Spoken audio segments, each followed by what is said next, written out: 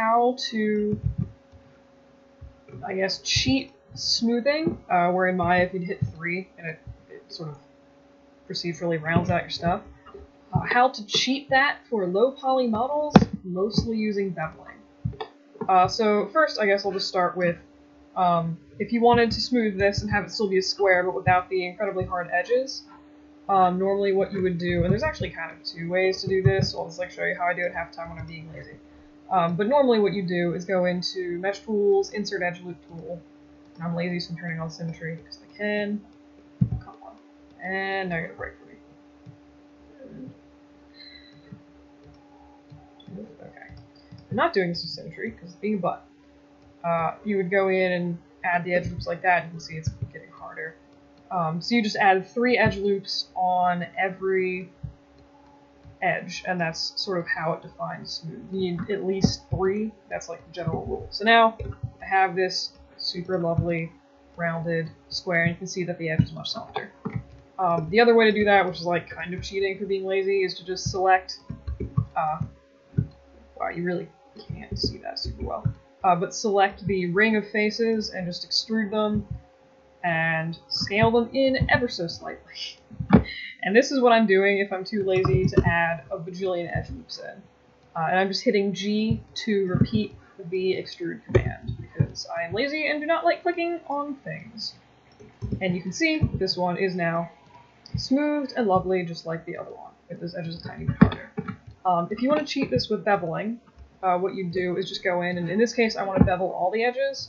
So you just do Edit Mesh, Bevel, and it'll bring up this lovely little drop-down box of terror, and you can adjust how aggressively, or how, I guess, wide you want the bevel to be, and that is just a sphere.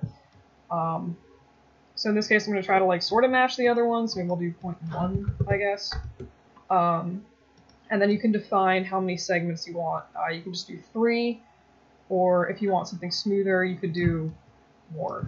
The more edge loops you have, the smoother your edge bevel will look, but if you're doing game meshes, like obviously it's better to have a sort of happy balance between fewer edge loops and super nice rounded corners. So generally you'd use less than that. But if you're trying to cheat it and something where you need to render it, I would use more. I actually have, if I can find it really quick, I don't know what this is. I made on my Grumpy Allison teacher Sketchfab.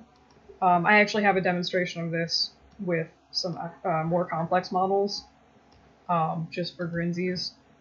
So you can see here is pretty much the same thing I did with just a plain cube, a cube with fewer edge loops, a bevel with fewer edge loops, bevel with more edge loops, and then the smooth version, which I actually did have to subdivide because Sketchfab doesn't have the equivalent of the 3 key where it'll just round it.